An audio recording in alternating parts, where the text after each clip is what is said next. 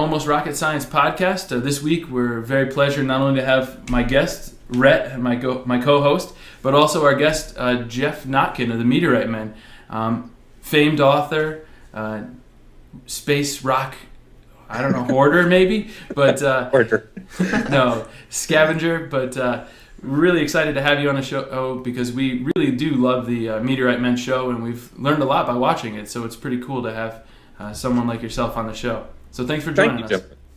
So why don't you talk a little bit about yourself and what you do exactly? We know you hunt for meteorites, but honestly, other than what we have from the show, we don't really know much about it. So, well, in addition to co-hosting Meteorite Men, the TV series, with my longtime friend and expedition partner, Steve Arnold, I'm a science writer and photographer, and I run an international meteorite business, and that company is Aerolite Meteorites, and we're based in Tucson, Arizona. So in addition to scouring the surface of our planet for visitors from space that have landed here accidentally, we photograph, research, write papers, and provide meteorite specimens to collectors, institutions, and museums worldwide.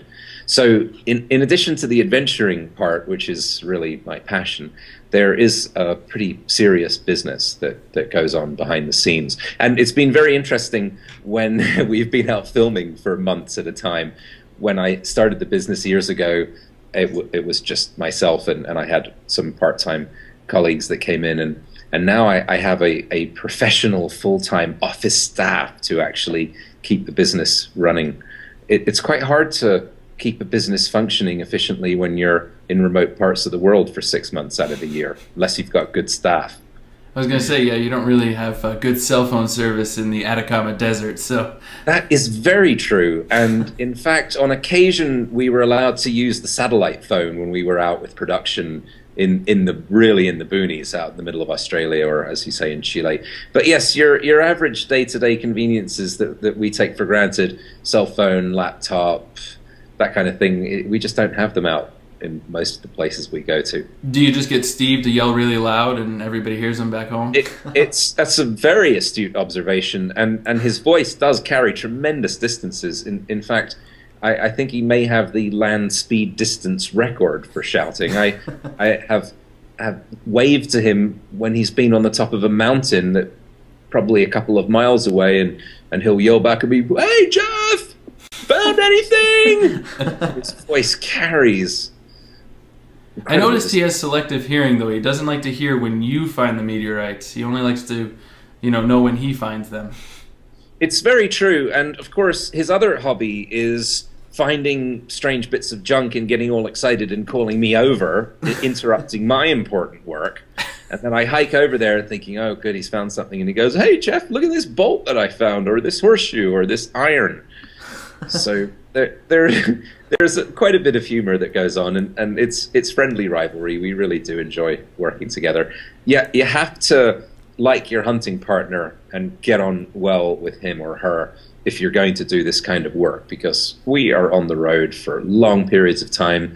We have to give up many of the day-to-day conveniences that we would expect in the modern world, such as running water, heat, electricity, warm food, those things. Kind of like camping out in an airport. I know the feeling. Yeah, although at least in the airports you usually have bathrooms and running water. That's true. Not always, though. Not always, no. And then, well, in addition to my meteorite work, I mentioned that I'm a writer. I specialize in articles about meteorite science, paleontology. I'm very involved with the arts. I'm a musician as well. And I write a science and arts blog for TucsonCitizen.com, which is the web descendant of Arizona's oldest newspaper. Mm-hmm. And I was very flattered to be given a position with them and sort of given carte blanche to write about anything that interests me that day or that week. So this sort of ties in a little bit with your interest in STEM. I like to see a intermingling of disciplines. And when I went to school in the UK, they were very strict that you had to do arts or sciences. You had to focus on math or focus on physics, and they didn't have this open-mindedness that we're seeing in education programs in the States, such as STEM, that combine different disciplines. And I have interest in many different fields, so I certainly support that viewpoint. And having myself being a product of a very close-minded British public school education, I like to see more progressive educational initiatives being put into effect. Yeah. Well, I know definitely a lot of people are trying to incorporate it and change the name even to STEAM and add the arts into it. To us, it doesn't matter exactly what you call it. I mean, we all know that as individuals, we're all very hopefully well-rounded, and we do have very many interests, obviously, and we're able to pursue them, which is great. And hopefully you can find a career like in yourself where you have the freedom to do a little bit of both. So, and I really would encourage your listeners and viewers who have unusual interests and perhaps say to themselves, oh, well, I don't know if I could make a career out of that. It's difficult or it's strange. What could be stranger than making a career out of traveling around the world looking for space rocks? It's about as odd a job that you could find, but it's been my passion since I was a kid.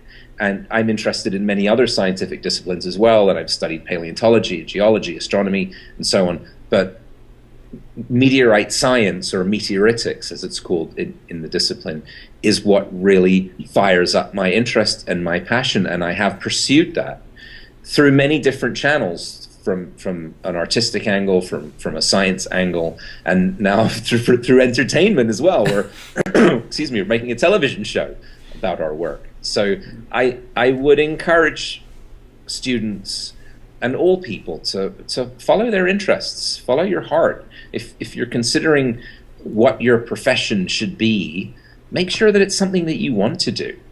You're going to be spending a lot of time there, so it helps if you enjoy your work.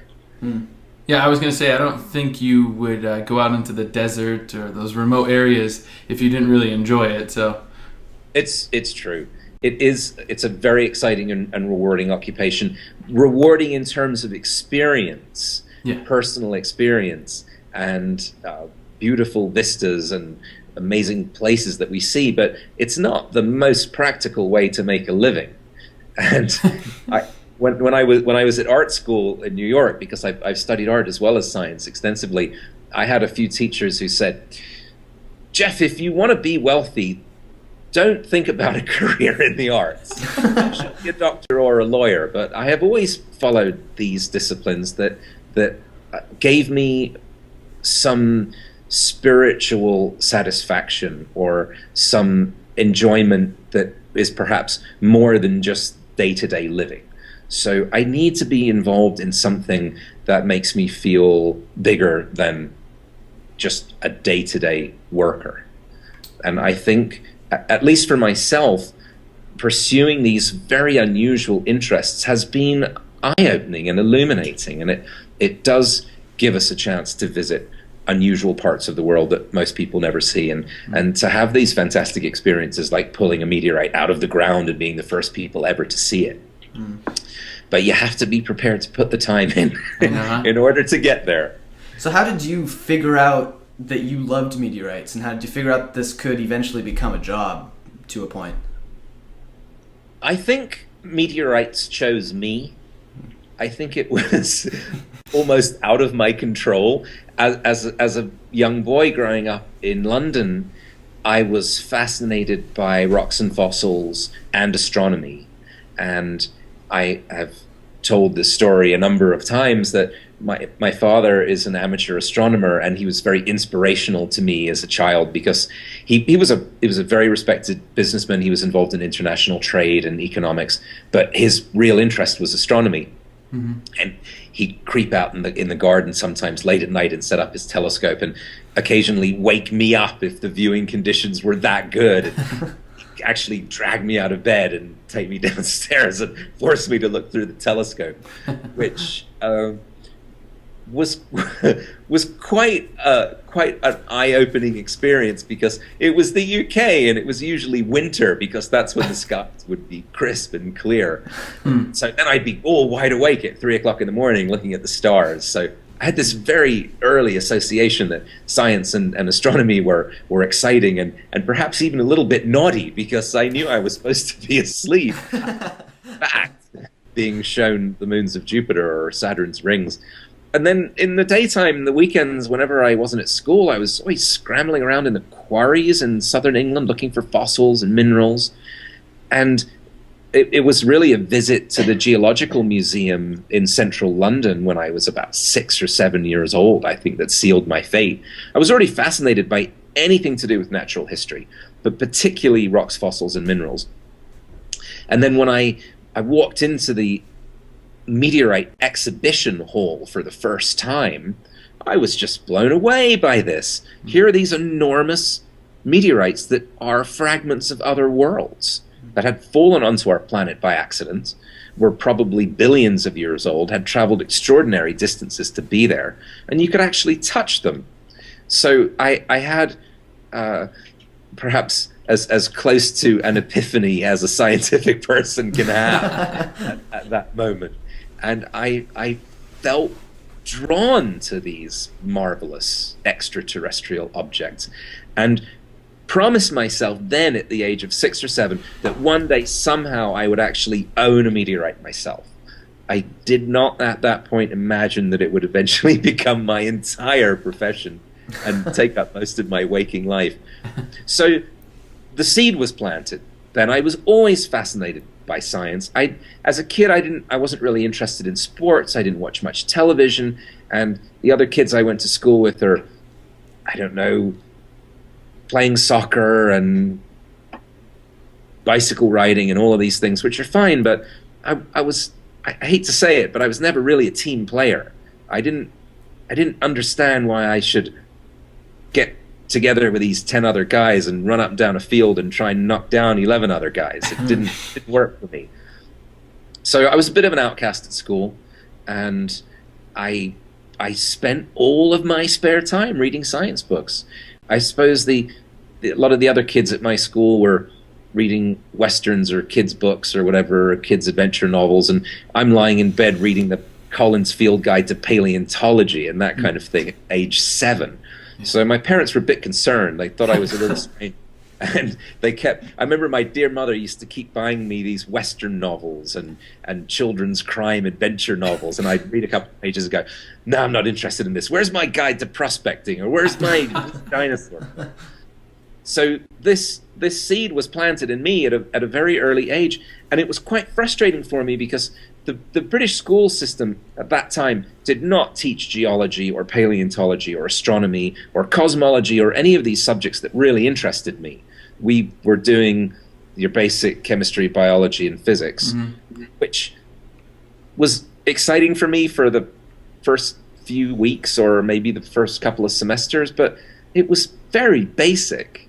And I felt I was already beyond that in many respects. I had my own telescope, I had my own microscope, and was constantly tinkering with fossils and rocks and all kinds of chemistry experiments in the house, much to the concern of my mother, who was always afraid I'd blow up the kitchen, which I almost did one time.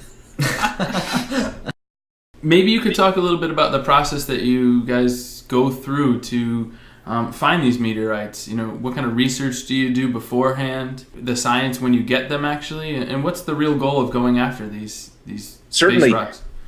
And it's quite a wide-ranging question, really, and perhaps a good way to answer that is to discuss the different types of meteorite hunting approaches that we would use. And we're kind of divided up into 3 different areas, and perhaps the most immediate and the most exciting is what we call fireball chasing, and this is something that will happen when witnesses actually see an incoming meteoroid of substantial size. Have you actually seen a fireball yet, or no? I've seen some very large meteors at night. I have never witnessed a daytime fireball, unfortunately. Wow. And it's a little bit strange and frustrating because a lot of our work revolves around interviewing people who have seen fireballs. And so there are scores, hundreds of times we've spoken to people and they're going, oh, I was standing out here and this thing came over and it lit up the sky and there were explosions and sonic booms and my windows rattled. And we've spoken to people whose houses have been hit by meteorites. And so we constantly have dialogues with people who have had these literally earth-shaking first-hand experiences, and then we're there to kind of pick up the pieces afterwards. So there have been many times I've been out hiking or I'm driving cross-country, and I'll be looking up at the sky and thinking to myself, you know, one of these days I need to see one of these giant sky-shattering fireballs myself. So there's that, and there's a lot of science in that, because we interview eyewitnesses, we look at video recordings, hopefully, that have caught the fireball's trajectory, and we work with Doppler radar to try and track falling pieces. So there are a lot of different elements that you need to fit together to try and figure out where pieces might have landed.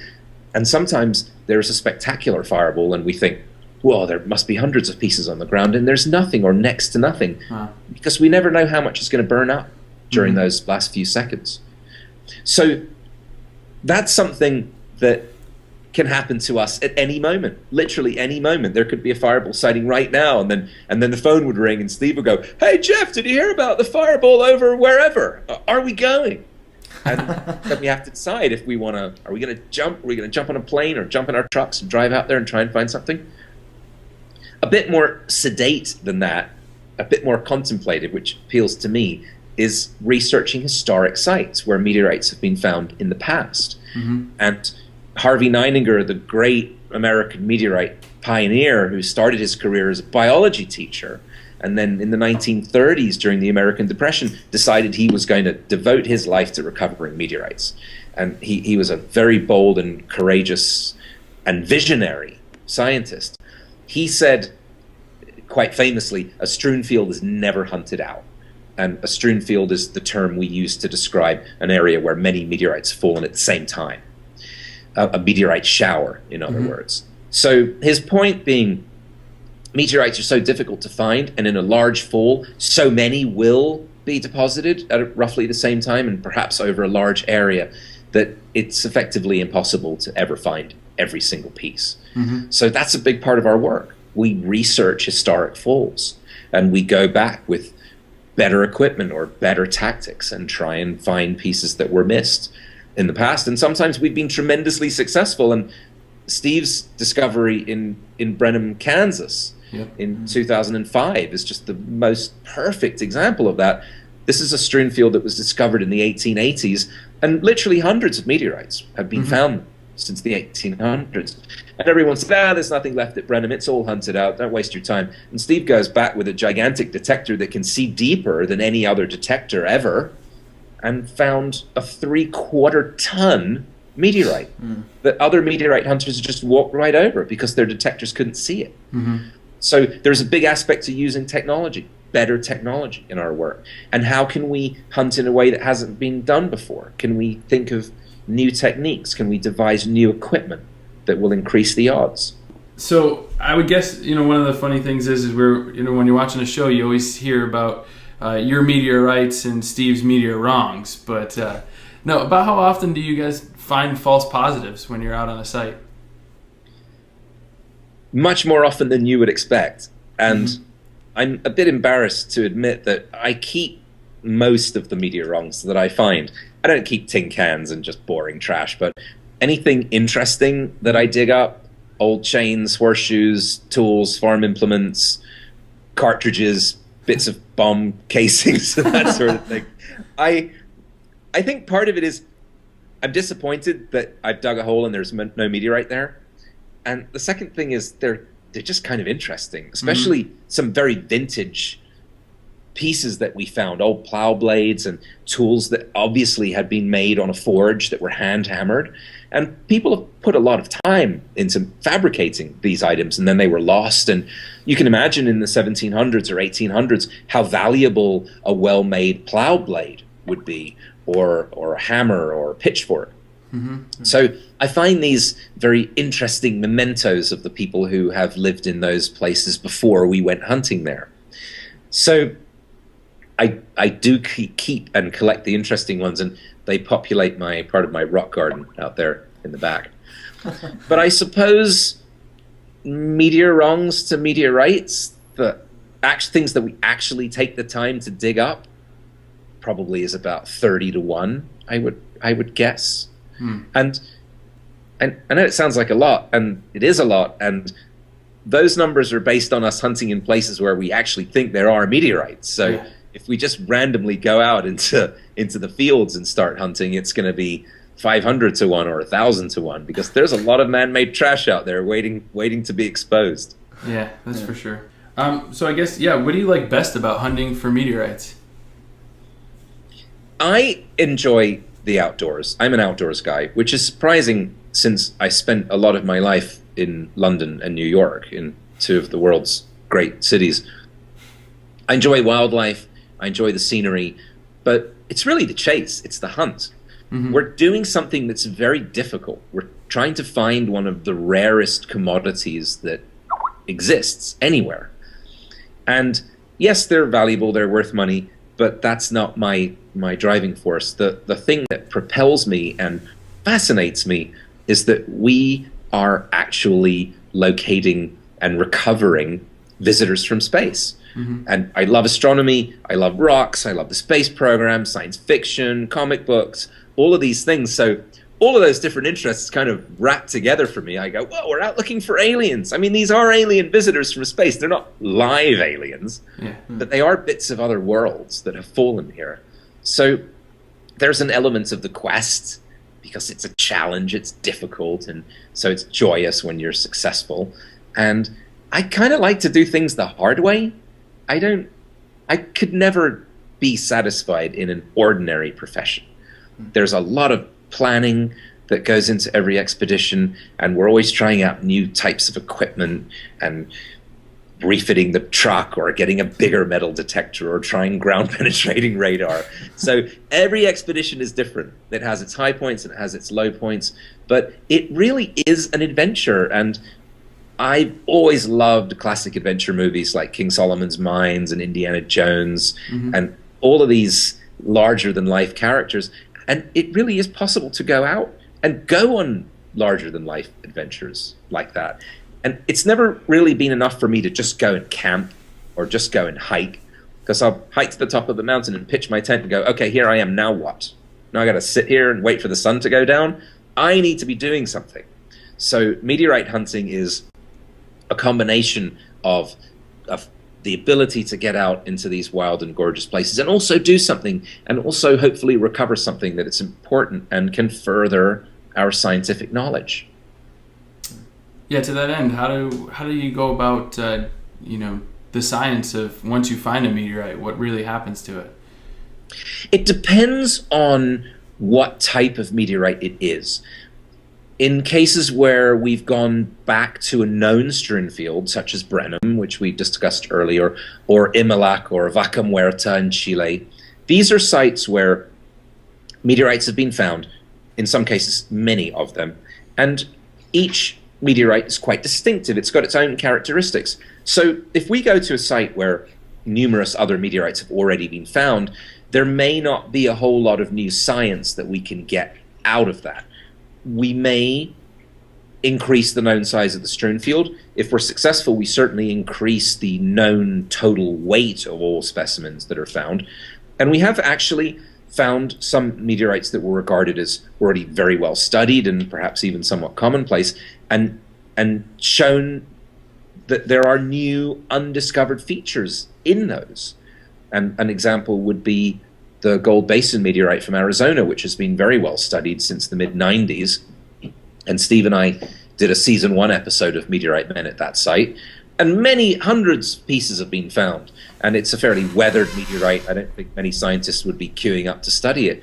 But when we took our pieces to see our colleague Dr. Lawrence Garvey at the Center for Meteorite Studies at ASU here in Arizona, he sliced up a couple of pieces and we looked at them under the microscope and found an extraordinarily large chondrule, the largest he'd ever seen, and also fusion crust created when the meteorites were burning in the atmosphere.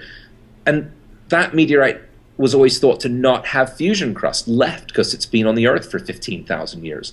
So when we discovered a half-buried piece and pulled the chunk out of the ground and found fusion crust on the bottom, that had never really been seen before. So these little bits, they're all little pieces of information that go into the collective knowledge of the subject and help further our understanding of meteorites.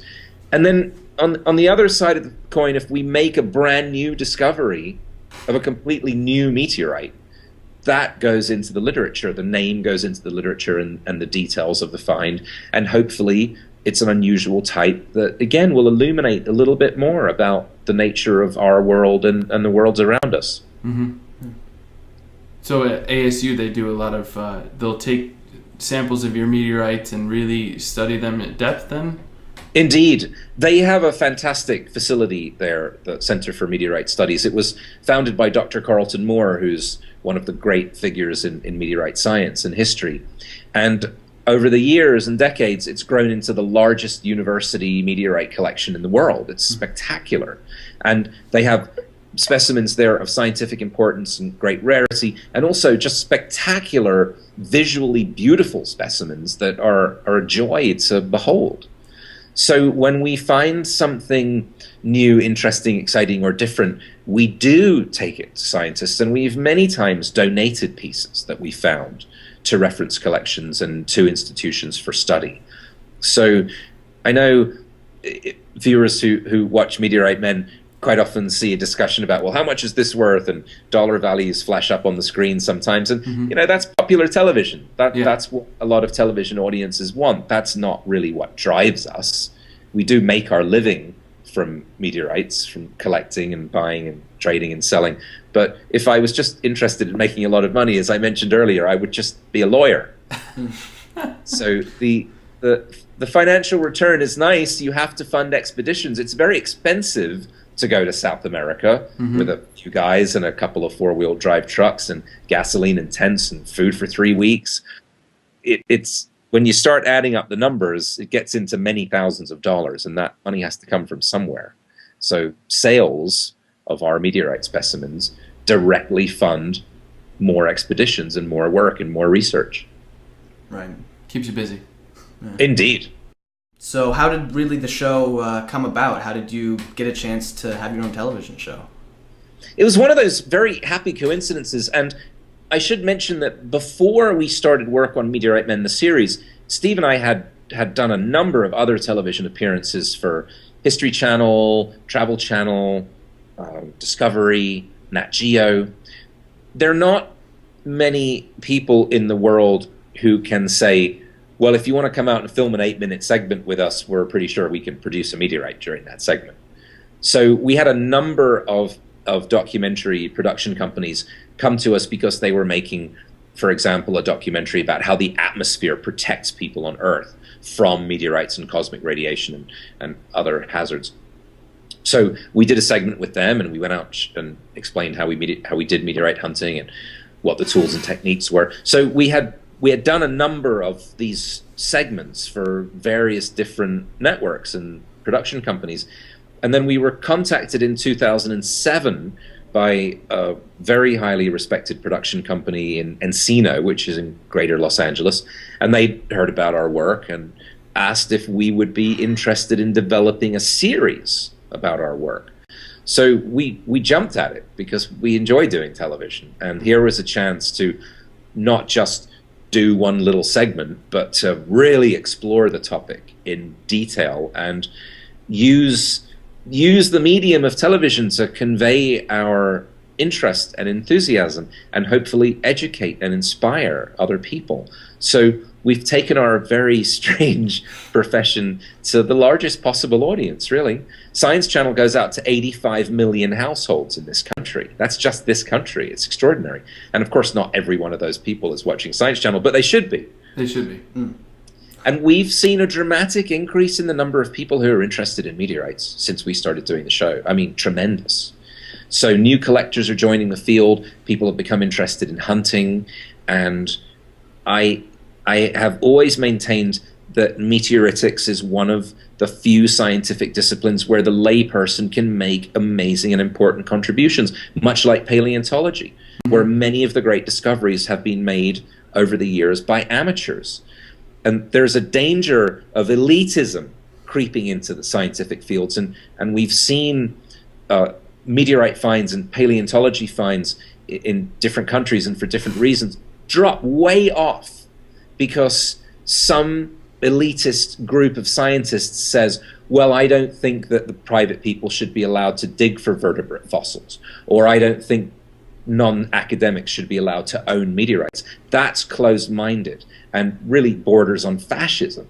Mm-hmm. Just because someone has a degree doesn't give them exclusive rights to study something. And if we'd always had those closed-minded approaches, the disciplines of astronomy and paleontology and geology and meteoritics would be far less advanced than they are today. And this is not my opinion. This is easily demonstrated by factual evidence. Mm-hmm. So some of the most important paleontological finds, for example, were made in the 1800s by a woman who was the daughter of a vicar in southern England, had no scientific training, and discovered the first ichthyosaur. And the same is true of meteorites. Nomads who live in the African deserts, Northwest Africa, many of whom perhaps can't read or write, they've had no formal scientific training, but they know how to recognize unusual rocks in the desert, especially if they stick to a magnet. So I think it's important to remember that you don't have to be a specialist to make contributions to these fields. In brain surgery, yeah, that's different. I mean, I think you do need to be a specialist to experiment with that. At least on my brain they do. Yeah, please. At least people that we care about. Yeah. How about, we know that not only do you have the show, but you mentioned before that you do a lot of science writing.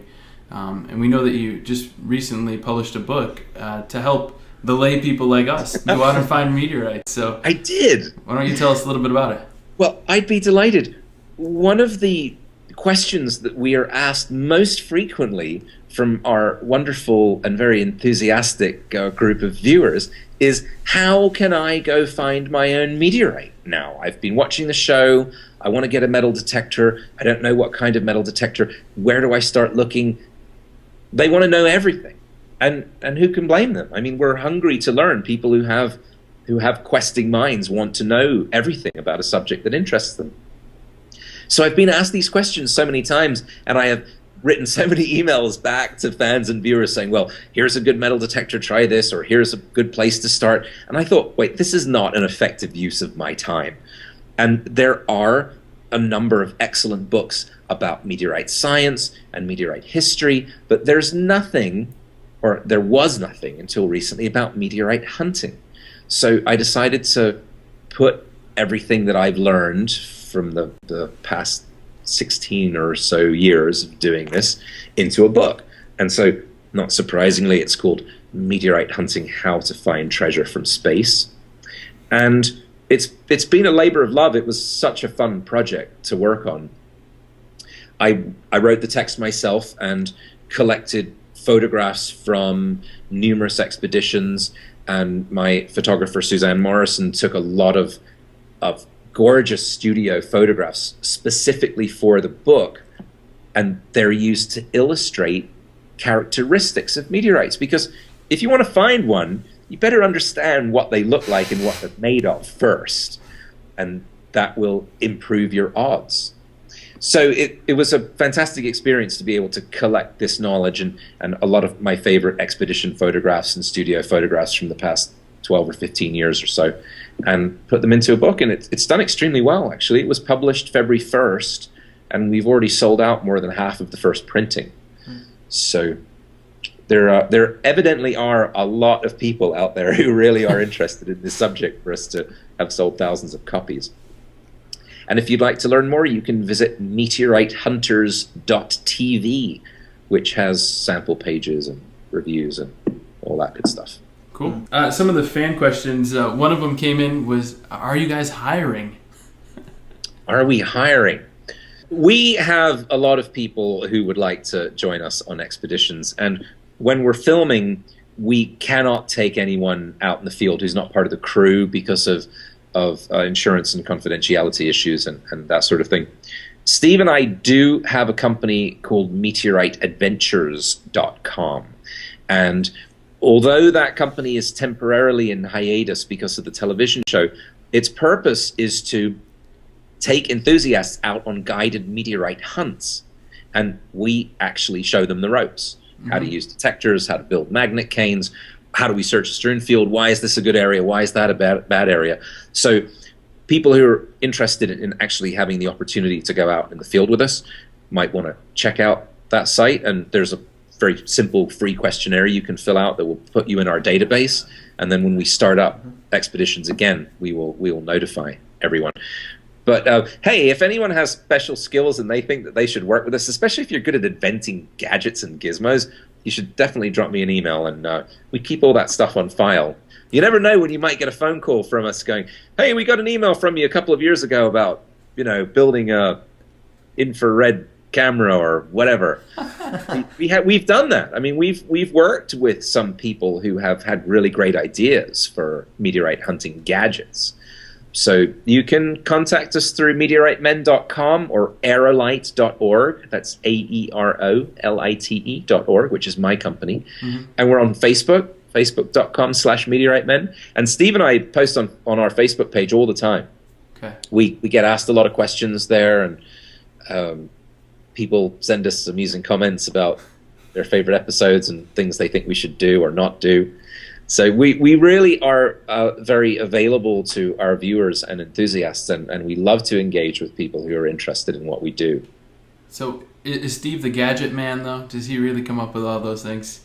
He's a brilliant inventor, and the giant metal detector that we used in the pilot episode of Meteorite Men, and then we've come up with various iterations of it for other episodes, was entirely Steve's idea, and he designed and built it himself. So I think we're both quite gadget oriented.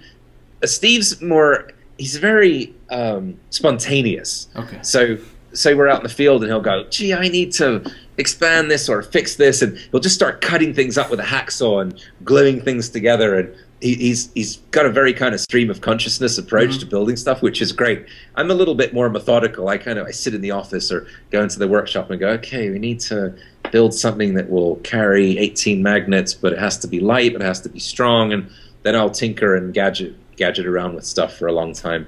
So it's quite typical of our hunting partnership, really. We tend to do everything in different ways, and we'll look at a problem and we'll come at it from two different angles, and then eventually we'll get to some point where we're successful. And I think that is really a strength in working relationships in all different fields. You have two people or a group of people who bring different strengths, and you then ultimately are bigger than the sum of the parts. I think that when Steve and I are hunting together, it's better than twice as good as me hunting on my own. We bounce ideas off each other, or things aren't working. We've been hunting the strewn field for 3 days and nothing's happening, and I'll go, well, I think it's not working because we should be doing this, and Steve goes, no, we should be over here doing this, and then we will kind of bounce back and forth and have a friendly argument, and then come to some sort of weird détente or kind of meeting of the minds in the middle, and go, okay, well, let's do this, and 4 times out of 5 it's successful. So I think it's kind of combined brain power. He's a bit more spontaneous and kind of brainstormy, and I'm a bit more methodical and go, well, let me figure out why this isn't working. And somehow it all gels at the end. Another one of our fan questions is, have any meteorites been made up of some material that has never before been known to man? Excellent question. Meteorites contain the same elements that Earth rocks do. So we find, of course, iron and nickel are abundant in meteorites, and many minerals that are fairly common on Earth are also found in meteorites. Plagioclase, feldspar will be familiar minerals to geologists. But we find that the mixtures are different. So, for example, meteorites have an abundance of nickel, or a comparative abundance of nickel, in relation to Earth rocks. So nickel in its pure state is very, very rare on Earth, and it is found in almost all meteorites. And there are features that we see in meteorites that don't exist in Earth rocks. Again, they're quite similar, but for example, if we look at impact melt breccias, which are meteorites that are thought to have undergone melting in space when asteroids collided into each other. So yes, we see rocks that were in a molten state on Earth. Of course, all igneous rocks were once molten, but they are very different in appearance from what we find in meteorites. And some elements on, or some minerals that are extremely common on Earth, quartz, for example, is not found in meteorites. And we hardly ever see gold in meteorites. When it is found, it's as a trace element in minute quantities.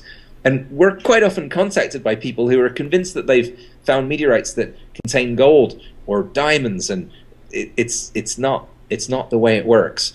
We do find micro diamonds in a few meteorites. So the simple answer to that question is we have not found any new elements in meteorites. No kryptonite? No, unfortunately, alas, no, not yet. But we do hope to one of these days find meteorites that will also give us special powers, X-ray vision or something. But it is the combination of elements that are so different in meteorites, and their structure is remarkably different from most Earth rocks. One of the students asked, who or what inspired you to go the path you did? Well, that's an interesting question. Well, I've always been a bit of an independent-minded person. I didn't really enjoy being at school. I don't like to follow a rigid path too much, and I say that partly because I unfortunately had very bad schooling experiences. I went to very strict British schools where they were not supported. They were interested in disciplining the kids more than teaching them. But the few really good teachers that I've had, a couple of art teachers, a couple of science teachers, those educators who could instinctively sense the need to instill enthusiasm into students, and the teachers who went beyond the curriculum, who didn't just read out of a book, but brought rocks into the classroom, or took us out in the afternoon and set up a telescope in the parking lot so we could look at the sun through a filter. Those people who stepped outside of what they were required to do and had a genuine love of teaching inspired me greatly, as did my parents, who were both brilliant people and very independently minded themselves, and always said to me, Jeffrey, follow your heart and pursue something that genuinely interests you. Don't study a subject because you think you should, or because that's what you were advised to do by a counselor. You must devote your energy to something that is illuminating and satisfying. And then a few scientists, a few friends that I've made along the way have really helped share the experience. I've learned from lots of people in lots of different disciplines.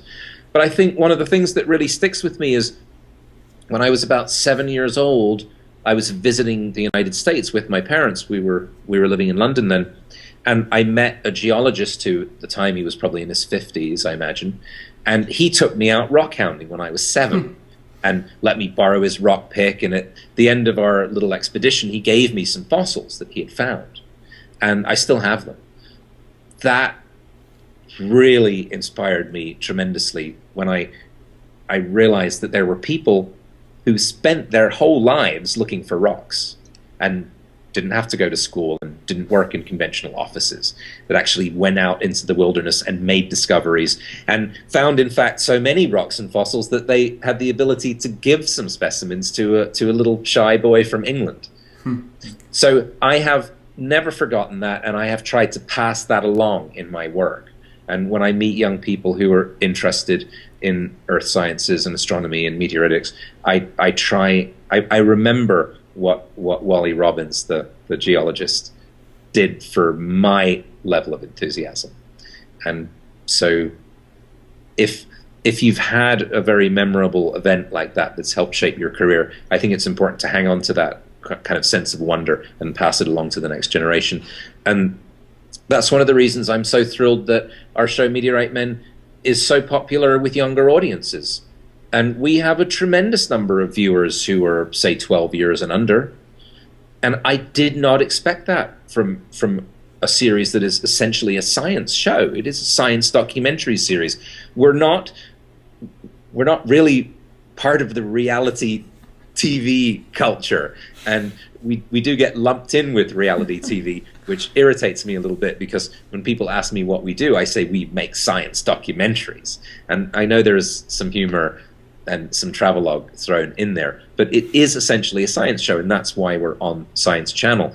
So when I hear from viewers, when parents email me and say, my 6-year-old or my 8-year-old loves your show, it's his favorite show, and now he's got his excuse me, now he's got his own rock hammer and he's got his own magnet stick and he's out in the backyard looking for meteorites. To me, that is helping change the world a tiny bit in a positive way, because if we can get youngsters excited about science to the extent that they walk away from the television set and go outdoors and start looking and start experimenting, then we have to be doing something right.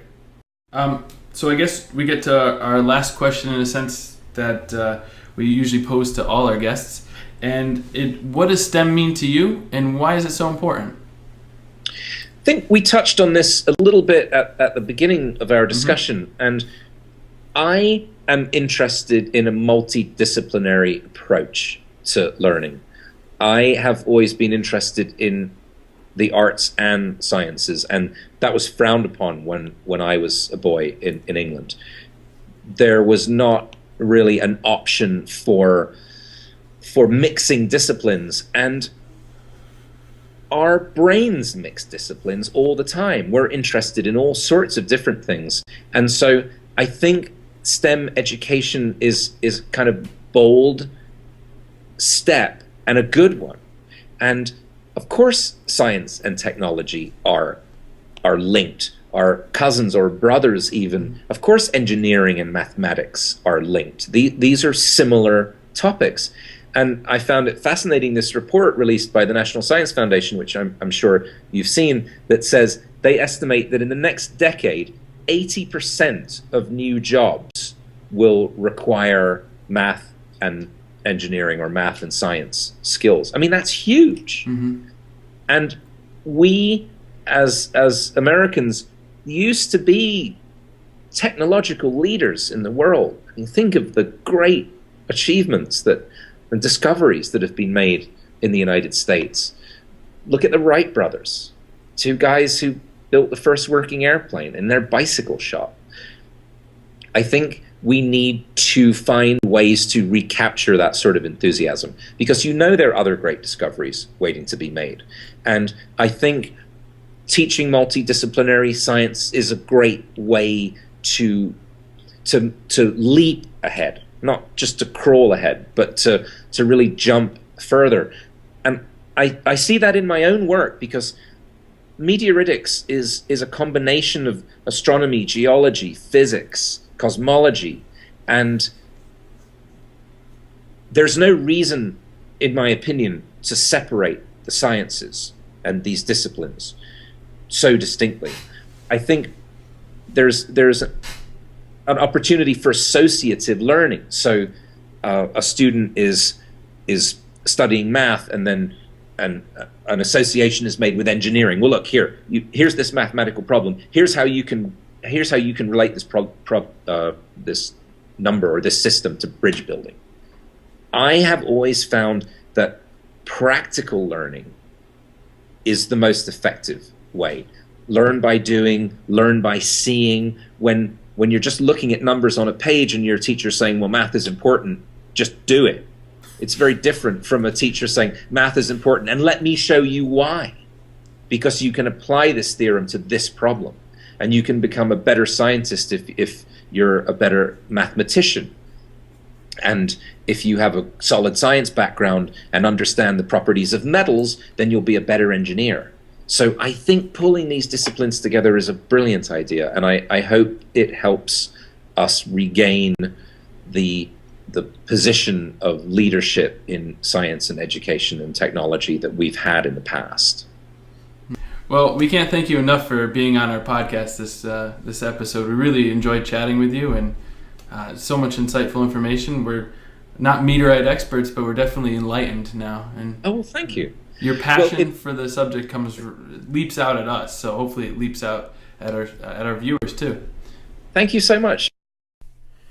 We really hope you enjoyed our conversation with Geoff Notkin. It was a real blast to speak to another proper Geoff. We could have shared a bunch more, but we have just a little bit we couldn't leave you without. Well, until next time, this has been another great episode of Almost Rocket Science. I know on the first episode you mentioned, you kind of gave a little background about yourself, and you did it here too, but you said your parents, of course, let you skip school for the Apollo moon landings, which we love. And we love your mom and dad for doing that too. Oh, thank you. Well, me too. And But, in fact, my book is dedicated to my father. I said this book is dedicated to my brilliant father, who first showed me the wonders of the night sky. Mm-hmm. And a lot of parents don't do that. Parents make dinner and they tell their kids to go to bed or sit them in front of the TV. That wasn't good enough for my dad. He wanted me to see the stars as a child. And my mother wanted me to see things that interested me. And she would always take me up to the science museums in London. And there were a number of times I was allowed to skip off school. Not to lie around in front of the television, but to go to the Science Museum or the Geological Museum in London. And to me, it was more valuable learning in my personal life. And please don't think I'm putting down schooling, because I'm not. It's just I had the unfortunate personal experience of going to a very strict school where I was not encouraged to excel and do better. And that encouragement came from my parents and from within, because I wanted to be better. I wanted to understand physics and astronomy, and I wanted to know where meteorites came from and how you could find them. So if you've got that fire and that interest, if you want to learn these things, you can do it. Don't let anyone tell you that you can't be a scientist or you can't be an artist. You're the only person who can decide if that path is right for you. And I encourage students to follow their heart. If I hadn't become so fascinated by meteorites when I was a little boy, I wouldn't be sitting here now having this interview, obviously, and I wouldn't have had books published and articles published and be the co-host of an award-winning television show. People tell me they like the show because it's real, because the passion, our love for what we do shines through. And I don't think you can fake that. I think that if you really love what you do and you derive satisfaction from it, you will become better. You can't stop yourself from becoming better if you're so happily involved in your work that you learn more and you become better. And I'm fond of saying, when I do take friends and colleagues out meteorite hunting, sometimes we don't find anything, and we come back and they're disappointed, and I go, it's part of the process. Every time I go out in the field, I become a better hunter, even if I don't find anything. I'll learn a little trick with my detector, or I'll go, oh, I didn't realize the GPS could do that. Or here's a better way of digging a hole with a pick. So there is constantly the ability to learn and evolve. And isn't that what we do as people? We adapt and we grow. And that process can start when you're very young, when you first encounter those things that get you excited, whether it's art or science or music or sports or whatever your thing is. Stick with it. If you have questions, comments, or suggestions for Almost Rocket Science, visit our website at www.almostrocketscience.com and use the Contact Us form. Almost Rocket Science is produced and edited by Jeff Burgeon and Rhett Youngberg. Thanks again for listening.